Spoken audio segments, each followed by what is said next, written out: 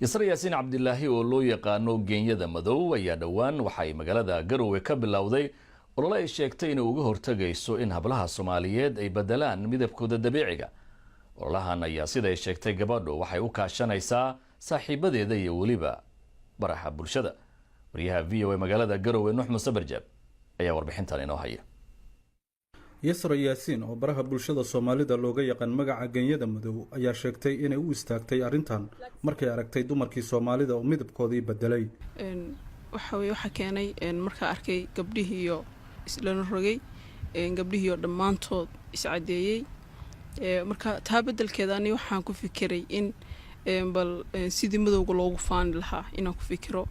Genyada Madow ayaa tilmaamtay inay ka gaartay guulo horseeday in bulshada ay dareemaan dhibaatada ka dhalan karta qofka oo midabkiisa bedela laguna amaanay arintaasi. waxyaabaha muuqda oo social media ku soo batay waxa kamid ah gabdhaha mid madow awal sawiradooda Facebook uma isticmaali jirin waxay saarsan jireen calamo geedo waxyaabo kale hadda gabar kasta oo madow sawirkeeda way soo saarsataa iyadoo midab chocolate iyo madow ku faanaysa ma sha Allah sida midabkan diamondka u dhowrteen Allah idin dhowro baayooyin kalsoonida aad midabkan ku qabtaan waa mid cajiib ah. habla kale ayaa ku soo biiray Yasro markii ay muddo waday dadaalkeeda.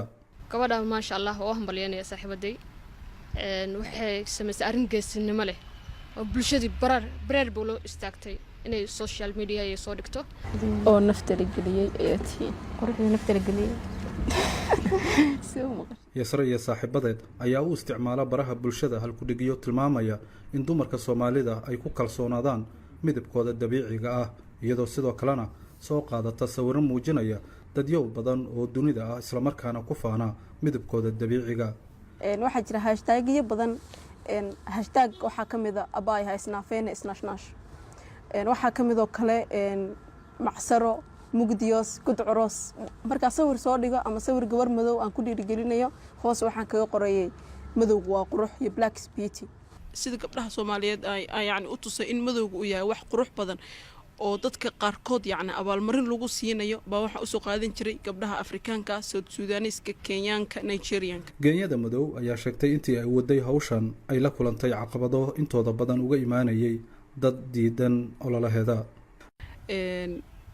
runtii waxa ka yimaaday huruf badan iyo dagaal badan iyo commentiyo badan oo negative ah inay dhahaan ma aragtay tusaale ahaan qaar baa waxay ugu dhahayeen way kari weyday markay kari weyday bay ma aragtay bay waxay bilowday inay ma aragtay ka soo horseesato diyaanada nimankii baa si fiican noogu taageeray oo hadda ogaaday in gabar caafimaad qabta ay mustaqbal la wadaagaan inay muhiim tahay. iyadoo waayadan dambe ay soo badanayeen dumarka iscadeeya ayaa in badan arintaasi waxaa ka digay bahda caafimaadka oo tilmaamaya saameynta ay ku yeelan karto arrimahaasi caafimaadka qofka. haragii gabadha tan ayaa wuxuu noqonayaa harag biyihii ka tageen oo maxay noqonaysaa in dhalinyaro khafiifa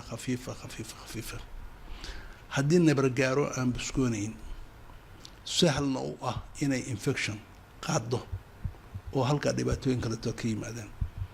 waxaad fiirsaan gabdho badan oo hadda beledka joogo accident iyo maraysanayaan accident ku dhacay korkooda fiirshisu noqday si fiican baad u arkaysaan waxaasna u garowsanaysaan. inkastoo ay jiraan dad badan oo sida Yasro nacab in midabka dabiiciga la bedelo haddana waxaa jira dad weli iscadeeya oo aan ku kalsoonayn midabkooda. Nuux Muuse Barjaab VOA Garowe.